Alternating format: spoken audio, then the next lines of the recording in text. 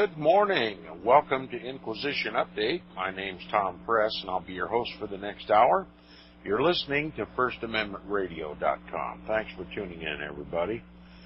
Last time we concluded with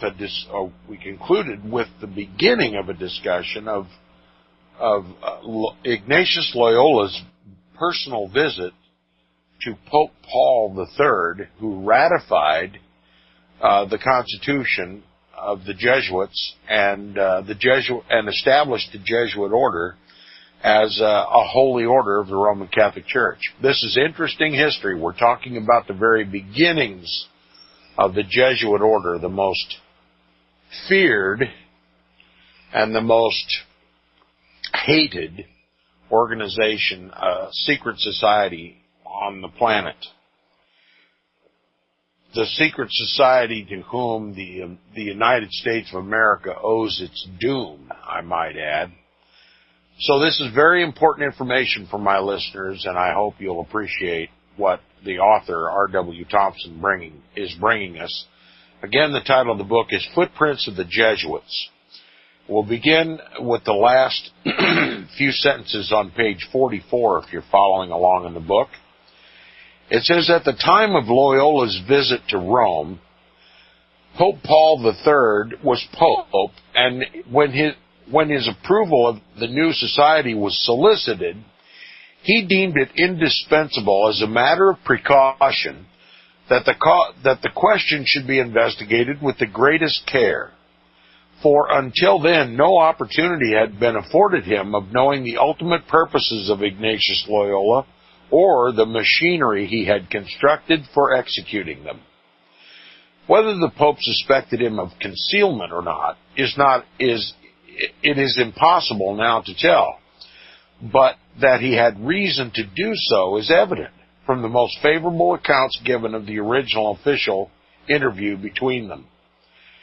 Then it was that the Pope was apprised for the very first time that the Constitution under which the Society of the Jesuits had been organized required a solemn vow by which all the members were pledged to, quote, implicit and unquestioning obedience to their superior, unquote, without the possibility of equivocation or mental reservation. That is, to Loyola himself as the first general and to his successors from time to time thereafter. It required but little deliberation upon the part of the Pope to realize that neither the Church nor the papacy could derive any advantage from this, but rather injury, for the reason that it would create a society under the protection of both the Church and the Pope, and at the same time absolutely independent of both. He therefore hesitated, evidently supposing that his approval of those circumstances would drag him into deep waters from which he would not be easy to escape, and referred the question to a committee of cardinals for thorough and scrutinizing investigation, so that his final action should be based upon full information. So, for the first time, Pope Paul III discovers that these Jesuits are going to answer to the Jesuit general alone. They're not going to answer to the Pope.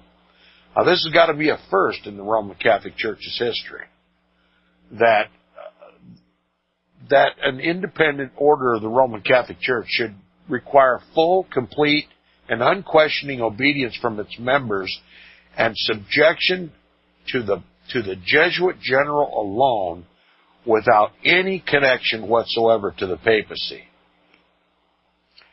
And obviously, it raised eyebrows at the Vatican. So an organization of cardinals, several groups of cardinals, looked at the Constitution of the Jesuit order. And it says Loyola was too sagacious not to have anticipated this difficulty, but he manifestly hoped to escape it in some way, either by evading or bridging it over, or he would not have asked the Pope to approve the original Constitution which contained it. He certainly did not desire or contemplate any change in his original constitution or plan. And therefore, when Pope Paul III hesitated and appointed a committee of cardinals to scrutinize them, he must have felt a degree of perplexity to which his proud and ambitious military spirit had not been hitherto accustomed to submit unresistingly.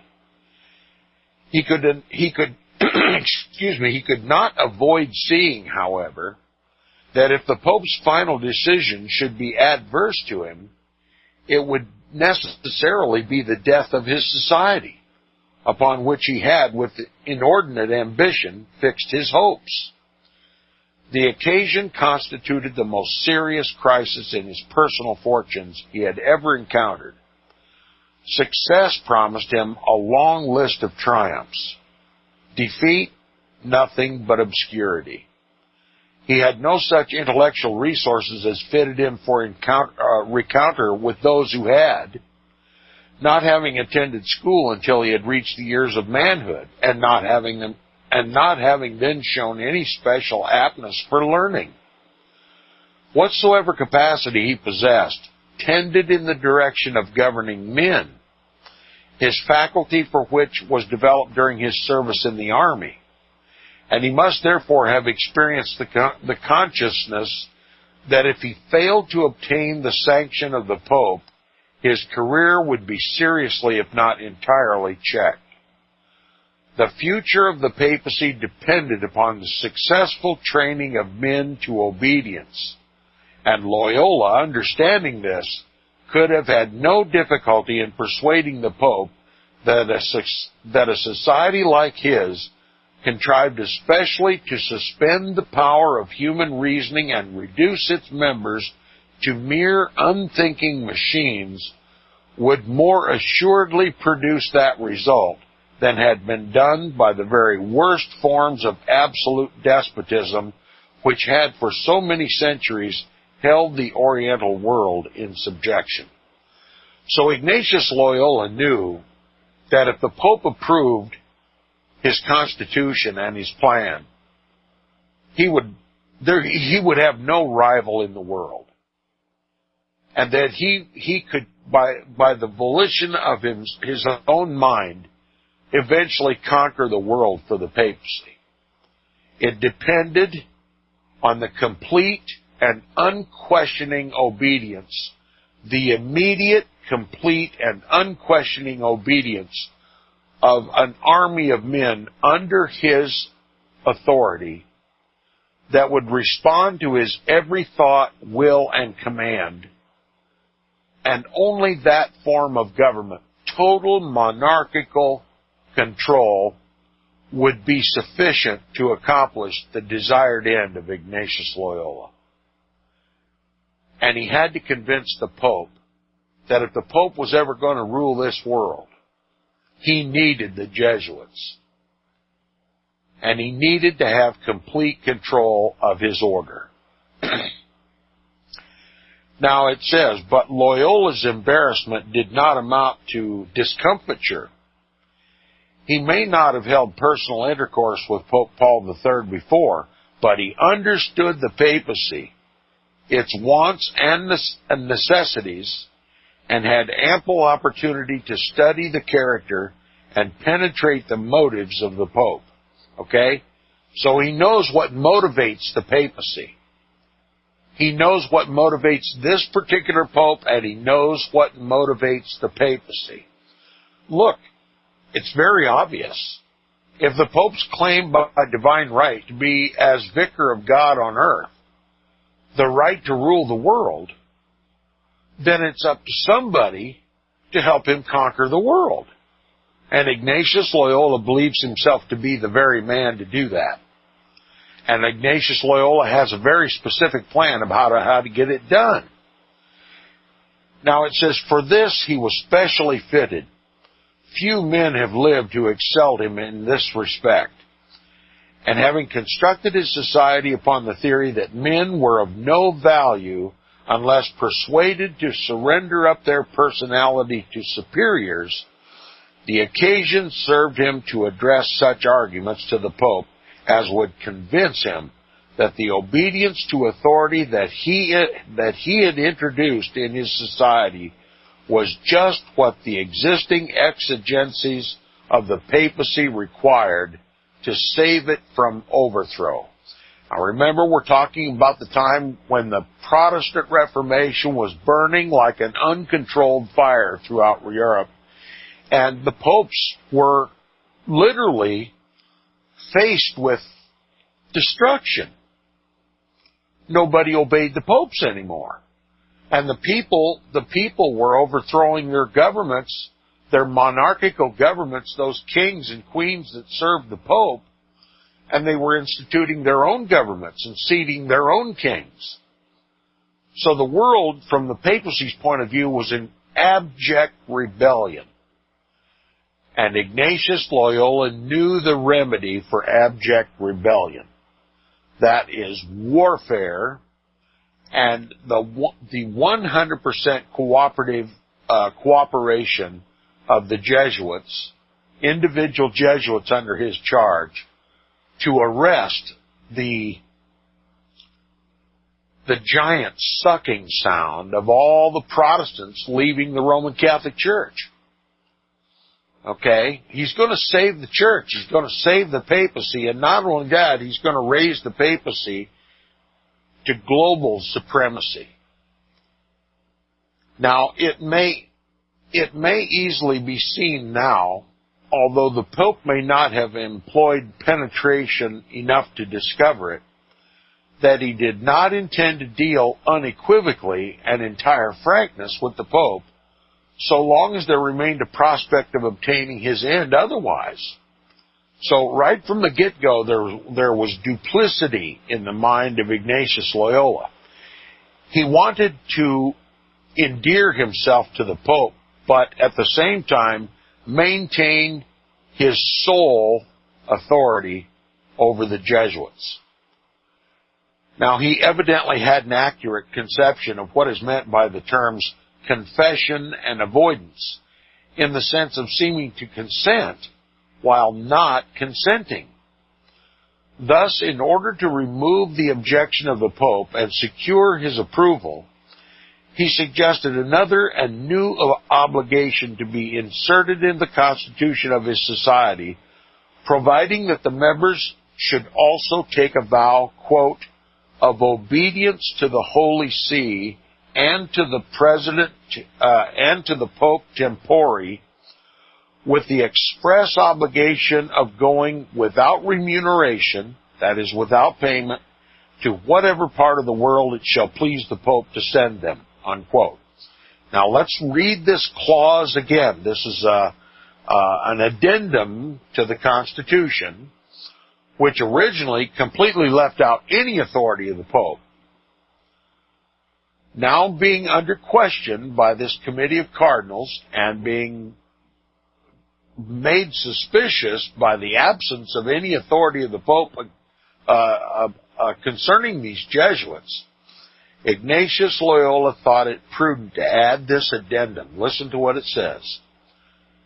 Included in their vow was a vow, quote, of obedience to the Holy See and to the Pope pro tempore, with the express obligation of going without remuneration to whatever part of the world it shall please the Pope to send them, unquote. Notice there's not one word in there giving the Pope authority over any of the Jesuits.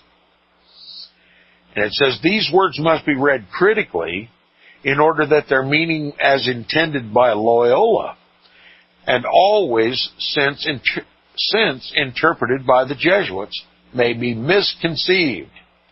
Okay? Their true import is that while the members of the society were to pay obedience to the Pope as well as to their general, it was qualified as to the former and absolute as to the latter. That is, it was a qualified authority as to their relation to the Pope, but they were absolute in their relations to the Jesuit general. That is, that as they were nominally to have two heads, the authority of both should, for all practical purposes, center in one. In point of fact, as amply demonstrated by subsequent experience, this new provision did not change the nature or limit the extent of the obligation of unquestioning obedience to the Jesuit general. Its most essential feature was that which required the members to go wheresoever ordered by the Pope without compensation. But with regard to this and all other duties, the matter of discharging them, they were required to obey their general. They could receive no instructions except those which came from him, all of which they were required to obey as coming directly from God. This amendment created no such relations, or indeed any whatsoever, between the Pope and the society, for he held no direct intercourse with it. And it only created such relations between the Pope and the general as obliged the latter to send the members wherever the former desired without remuneration. They remained the slaves of the Jesuit general and not the slaves of the Pope. They obeyed the Jesuit general and not the Pope, unless ordered to do so by the Jesuit general, in which case they paid obedience only to the Jesuit general.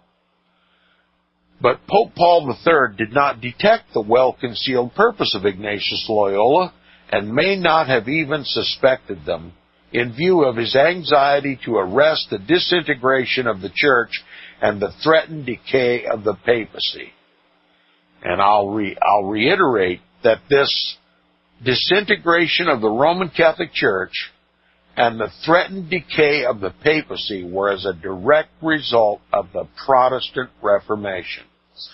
So Ignatius Loyola is brought up to reverse the effects of the Protestant Reformation. That's why I say when you speak of the Jesuits, you must always be thinking in your mind the Counter-Reformation. They are one and the same. To make mention of the Counter-Reformation is to make mention of the Jesuits. To make mention of the Jesuits is to make mention of the Counter-Reformation. It's all about destroying Protestantism.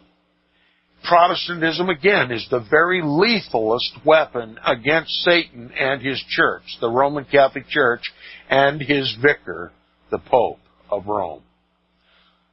Now, he continues, he says, howsoever this may have been, the cunningly contrived concession made to him by Ignatius Loyola was satisfactory to him, notwithstanding the opposition of one of the committee of cardinals, and he issued his pontifical bull approving the Society of the Jesuits as a religious order.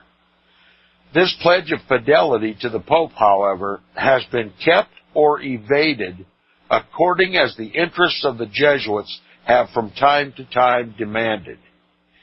Its history shows prominent instances when the decisions of the popes have been denounced and resisted, and when the popes themselves have been treated with contempt and defiance. And I will say the Jesuits have even killed popes that wouldn't cooperate with them. Now, when the Jesuits have found shelter and protection under the authority of the popes, they have exalted them to the absolute equality with God, when otherwise they have disobeyed and traduced them. So when the Jesuits have a pope that is favorable to the Jesuits laud the pope and elevate him to a godlike status. But when a pope comes to the Vatican that disagrees with the Jesuits, they may even kill him, as they've done several times throughout history, and we'll get to those issues later in the book. Now we're going to chapter 3. This one is entitled The Constitution of the Jesuits. This is the rock and foundation. This is what organizes the Jesuits. This gives an indication of how the Jesuits operate, how they think, how they are trained, and how the organization is organized. To understand the Jesuits, you must understand their constitution. And by their constitution, you can understand their morality or lack thereof.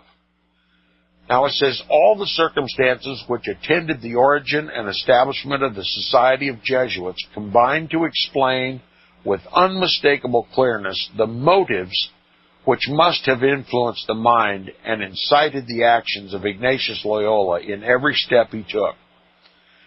They plainly show that his leading and controlling purpose was to organize a body of men, each one of whom should be brought into implicit and unquestioning obedience to the authority of the Jesuit general, and hold themselves in readiness so long as the society existed to do, without the least inquiry into results, whatsoever should be commanded to be done, so that they should have no wills or opinions of their own upon any subject over which he, the Jesuit general, should assert jurisdiction.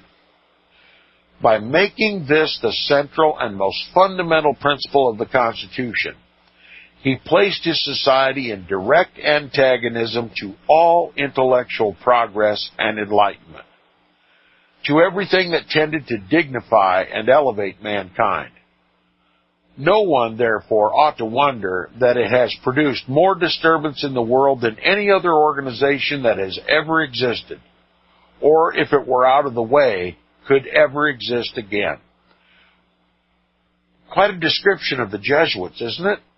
He says, no one, therefore, ought to wonder that the Jesuits have produced more disturbance in the world than any other organization that has ever existed, or, if it were out of the way, could ever exist again.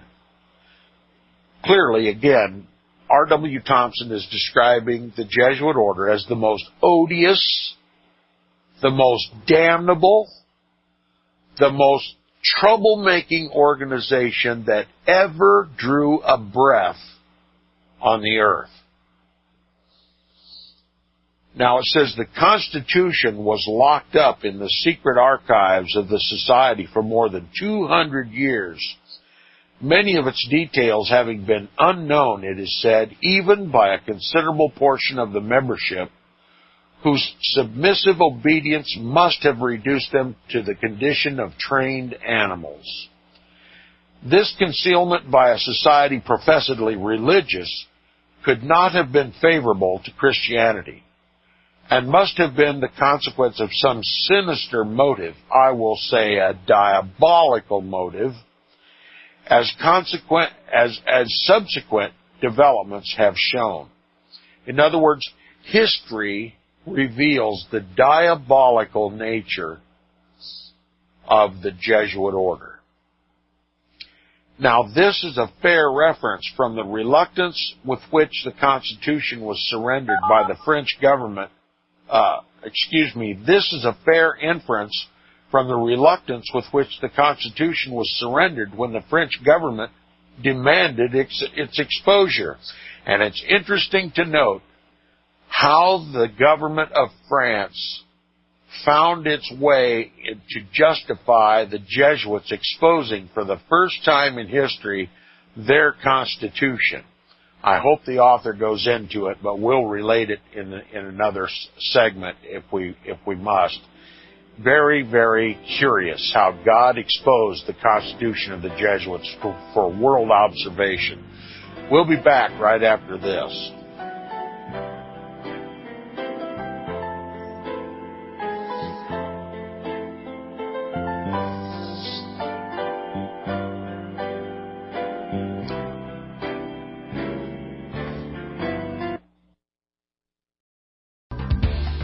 Hear it first on FirstAmendmentRadio.com and FirstAmendmentRadio.net.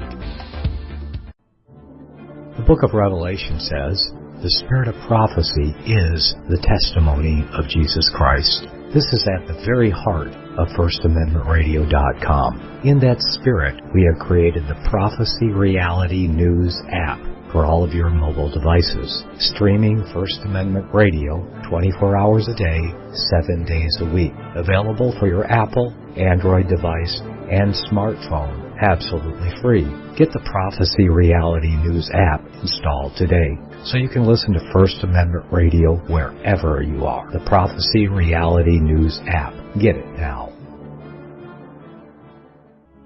Since the beginning of time, kings have sought it, nations have fought for it. It has been traded, it has been borrowed, it has been purchased, it has been stolen. There's a reason for it. To secure the blessings of liberty to ourselves and to our posterity. Invest with the security of gold and silver.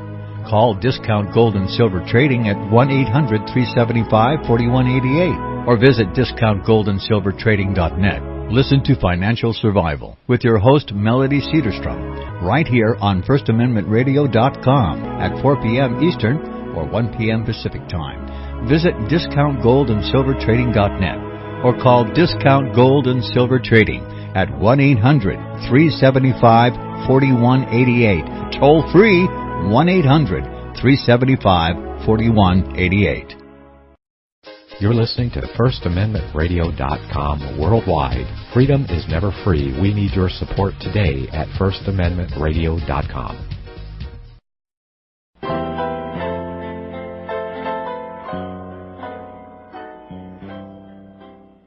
Welcome back from the break. You're listening to the second half hour of Inquisition Update on First Amendment Radio. We're going to continue here, but before I do, I want to explain. There came about a time in France when a particular Jesuit was summoned to court over some infraction of French law having to do with commerce. This particular Jesuit was involved in some form of commerce or other. I can't remember exactly what it was. But while he was answering to the court, he denied participating in commerce. I imagine it had to do with taxes or some such thing, or a violation of commercial code or something. And the Jesuit said, well, I am sworn by oath and constrained by my constitution not to engage in commerce, and that I'm to be poor, abjectly poor, and have no possessions. And having made reference to the constitution of the Jesuits in the court of law, he put it within the purview, ill-advisedly, he put the Constitution, the secret Constitution of the Jesuits, within the purview of the court. So the court subpoenaed the Constitution of the Jesuits.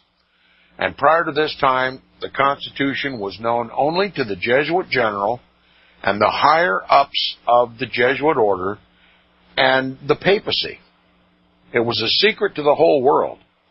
It outlined how the Jesuits operated in the world and what their purpose was. It was top-secret information. It was cosmic security information. And now this court in France can subpoena this Constitution. And that's how it was revealed. In a court in France, this is how the world became aware of what the Jesuits really are. It says the Constitution was locked up in the secret archives of the Society for more than 200 years, many of its details having been unknown, it is said, even by a considerable portion of the membership whose submissive obedience must have reduced them to the condition of trained animals. This concealment by a society professedly religious could not have been favorable to Christianity and must have been the consequence of some sinister motive, as subsequent developments have shown. This is a fair inference from the reluctance with which the Constitution was surrendered when the French government demanded its exposure. The facts connected with the proceedings of the French Parliament, when they compelled the society to make it known, that is, the Constitution, justify the belief that there must have been some special reason for its long concealment, and that the public odium so long resting upon it in France was attributable, among other things, to the secrecy of its proceedings. The Jesuits were hated in France. And now they have a chance to look at the Constitution to find out what this Jesuit order is all about. And it says, and when it is considered that the strong and vigorous measures adopted by the Parliament to extort the Constitution by dragging it from its hiding place transpired at a time when Protestantism had no control whatsoever over the public affairs of France, it conclusively proves that the integrity of the society was suspected by the French people whilst they were faithful adherents to the Roman Catholic Church. Okay? This is a French country. France is a Catholic country, a Roman Catholic country. The Jesuits are hated by the Roman Catholics of France because they continually pitted Parliament against the King and the King against the Parliament and the Catholics against the Protestants, and that France was in constant upheaval because of the Jesuit order. And the Jesuits would not obey either the king or the Parliament. And they became so odious in France that they were generally hated by everybody. Okay, this is like a bull moose in a china shop is how the Jesuits operated at that time. They were not nearly as subtle as they are today. They've learned a lot over the years, but in France they got themselves in really deep, hot water, and this time it cost them having to expose the very foundation of their order, the secret constitution of the Jesuits.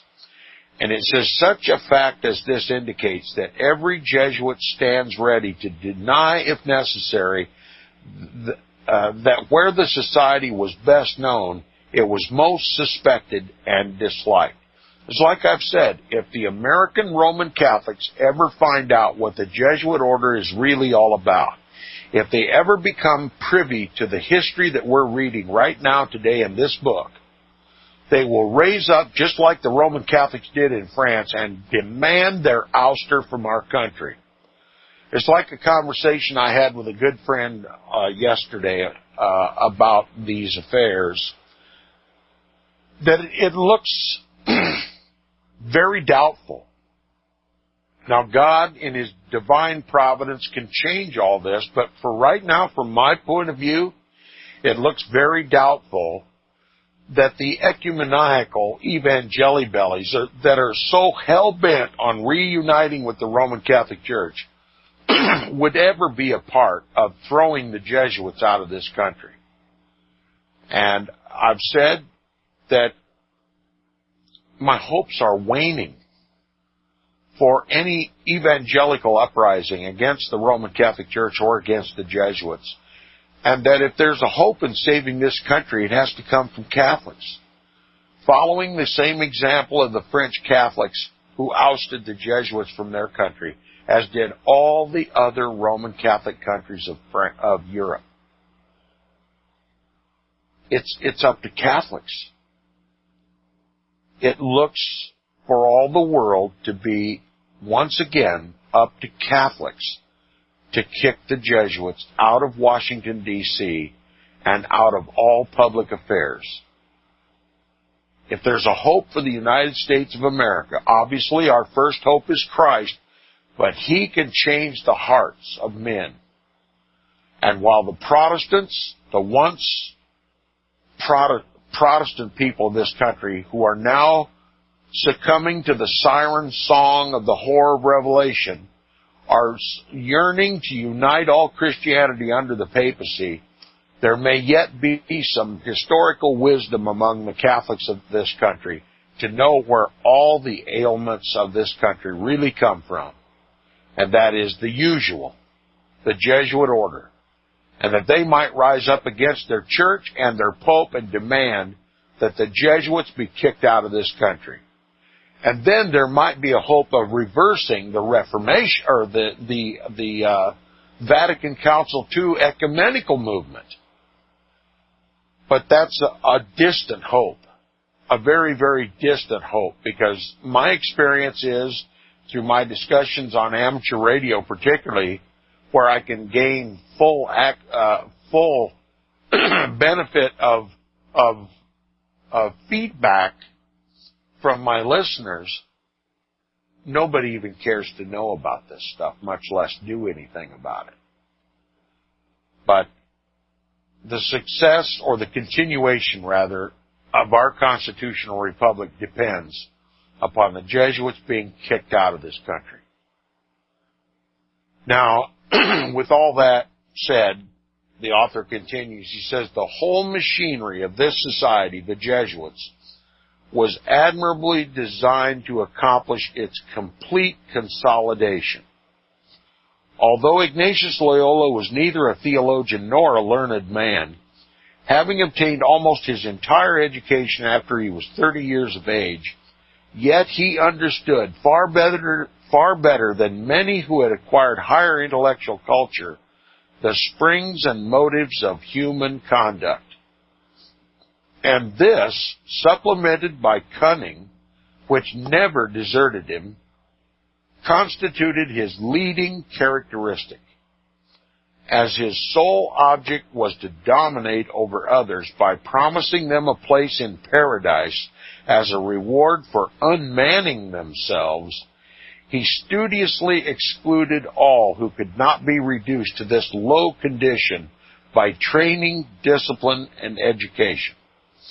Okay, the only people that were ever admitted into the Jesuit order were those who could be trained to divorce themselves completely from their own manhood.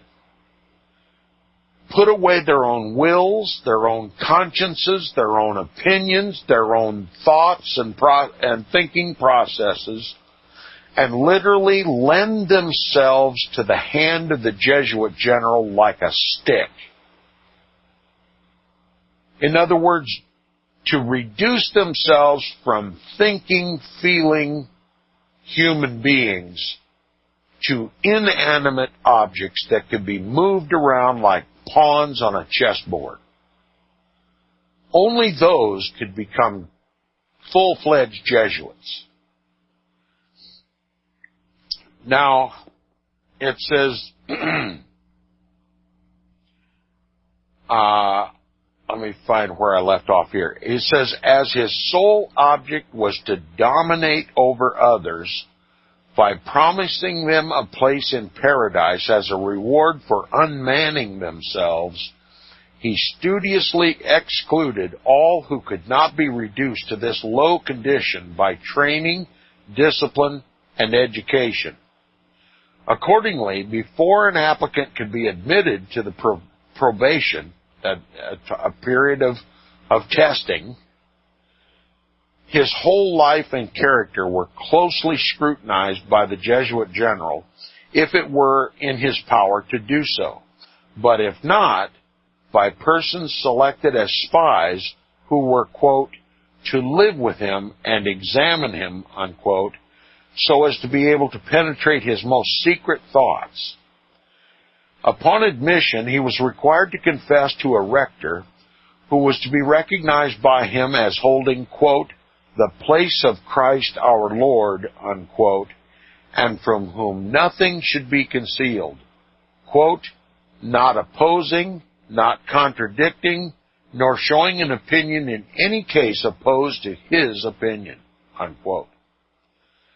When the probationer was found by these tests qualified for membership, that is, when it was ascertained that he had no will of his own, but was fitted by nature and inclination for a state of complete bondage, he was required to recognize the general of the society as occupying the place of God and as possessing absolute authority over him with the right to exact obedience, absolute obedience from him. He was reduced to the condition of a mere inanimate machine, with no discretionary power whatsoever over his own emotions, opinions, or actions. This obligation is thus expressed in the Constitution, quote, he must regard the superior, that is the Jesuit general or his immediate superior, as Christ the Lord, and must strive to acquire perfect resignation and denial of his own will and judgment, in all things conforming his will and judgment to that which the superior wills and judges, unquote. I think it's going to take a special effort on our part to really comprehend how a novitiate, how a novice Jesuit must surrender his entire intellect. I don't think the human mind is really prepared to contemplate just what it takes to be a Jesuit. Now, he says, and in order to assure beyond the possibility of mistake the complete surrender of all individuality, and to bring the probationer down to the lowest possible degradation, his uninquiring obedience is defined and exacted in these words, quote, as for holy obedience, this virtue must be perfect in every point, in execution, in will, in intellect, doing what is enjoined with all celerity, spiritual joy, and perseverance, persuading ourselves that everything is just, suppressing every repugnant thought and judgment of one's own in a certain obedience, and let everyone persuade himself that he who lives under obedience should be moved and directed under divine providence by his superior, just as if he were a corpse, which allows itself to be moved and led in any direction. Unquote. That is from the Constitution of the Jesuits. Now, we hear of a recruit to the military, and there's a slogan that says something to the effect, to build a soldier, they must unmake the man. Well, nowhere is this put into greater effect than a novice in the Jesuit order. They completely unmake the man. As a matter of fact, he's not even any longer a man. That's how far they break down the man in the Jesuit order. Otherwise, he cannot serve his Jesuit general, or his superiors. He has to be reduced to a corpse. Now, how much autonomy does a corpse have? Virtually none. That is what makes a Jesuit most fitting to be a Jesuit. When he so mortifies himself as to be non-existent, just like a lifeless wrench in my toolbox, that I can pick up at will and do with as I please, even to throw it in the fire. The wrench never complains. It only does what I do with it. That's a Jesuit. And according to Ignatius Loyola, it's an army of people like this, who could be hardly referred to as people, who must conquer the world for the papacy. That's the only way it can be done. Now, it would be hard to find in any written or spoken language words more expressive than these of the complete eradication of all sense of personality, unless it be some elsewhere employed in the same society to express the same or equivalent ideas. In the Prague edition of the Institutes, that is, the Constitution of the Jesuits, the following is given as the language of one of its decrees. Quote, it behooves our brethren to be preeminent in true and absolute obedience, in abnegation of all individual will and judgment. Unquote. And Jesuit Bartoli, this Bartoli is a Jesuit himself. He's a historian for the Jesuit order. We've mentioned him before already in the book. He says, the Jesuit Bartoli in his History of Ignatius Loyola, expresses the meaning of the Constitution in substantially the same words. Thus, quote, an entire abnegation of their own will, of their own judgment, unquote. Elsewhere, he says the members must act, quote, according to the pleasure of the superior, unquote. Again, quote, what can be more complete than our submission to the orders of our superiors in everything that concerns our state of life, the places we are to dwell in, the employments, the offices we are to engage in, unquote. And again, this submission to the will and judgment of the superior or the Jesuit general is called, quote, renouncing our own judgment, and the annihilation of self, and complete obedience, entire dependence upon the will of others, perfect abandonment of personal reputation, unquote. Perfect abandonment. That's what is required to become a Jesuit. Perfect abandonment of self. Now, this self-abnegation, this slavery of the mind, is a worse form of servitude than the slavery of the body. The latter places fetters upon the limbs. The former rivets shackles upon the mind. A brief comparison will illustrate this. The methods of punishing slaves for disobedience have varied according to their masters, and according to their masters have been, according as their masters have been humane or otherwise. Some have been compelled to endure the tortures of solitary confinement and starvation.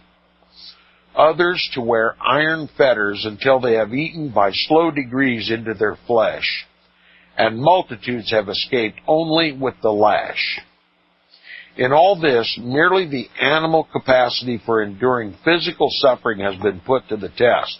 The minds of the victims have been left free to implore the mercy and protection of Providence according to their own wills and consciences. But this Jesuit method of training probationers and novices to secure their implicit obedience to their superiors transcends anything pertaining, especially in modern times, to the relation of master and slaves. It trifles with the interests and destiny of the soul, its relations to God and to eternity, by substituting a mere man with the passions and impulses of other men as the final arbiter of human conduct, and with the power to open and close the doors of heaven at his own personal pleasure.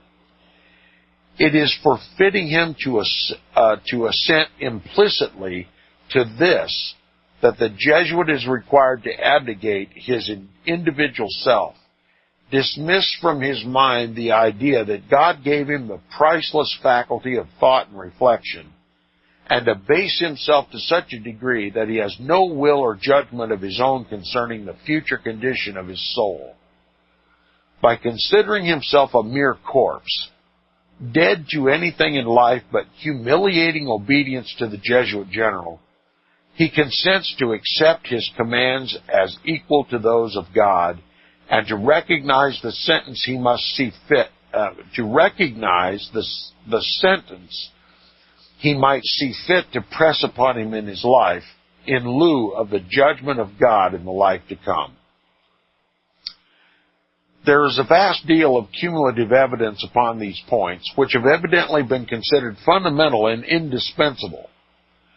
Besides the foregoing humiliating vows, strict rules and regulations are established for the government of the novices. Number 34 says as follows, quote, at the voice of the superior, just as if it came from Christ the Lord, we must be most ready, leaving everything whatsoever, even a letter of the alphabet, unfinished, though begun, unquote.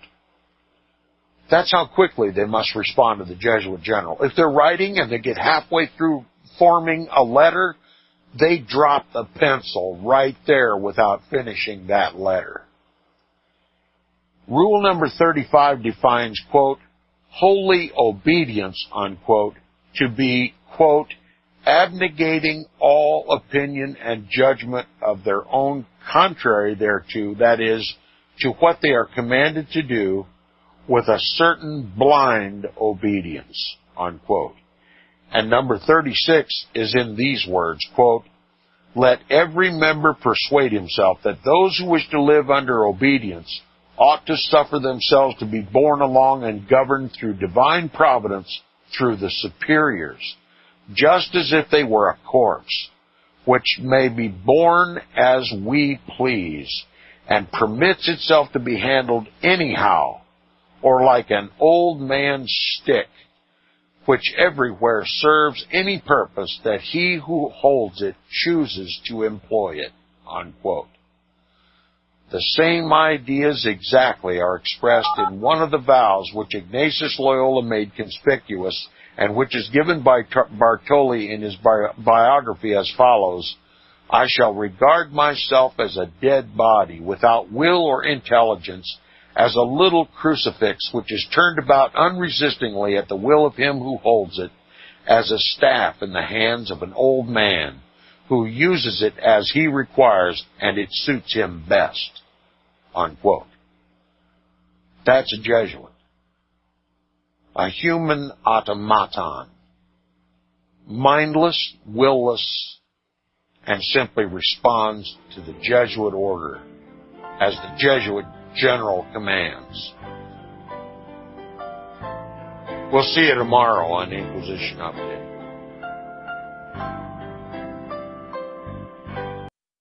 Visit crosstheborder.org, CROSS, crosstheborder.org, to get your print, EPUB, or PDF version of the book, The Rapture Will Be Canceled. That's crosstheborder.org. I know you all want answers, and believe me, so do I, and I'll do my best to get them. Despite Nicolas Cage's promise to do his best to get left behind rapture answers for us, don't hold your breath. Not everyone believes Left Behind is true prophecy. Some may even regard as conspiratorial the mainstream re-release of the Left Behind movie, with actor Nicolas Cage portraying the main character, as an attempt to further reinforce in the minds of all this perception of false prophecy, in order to condition the masses for the play about to begin.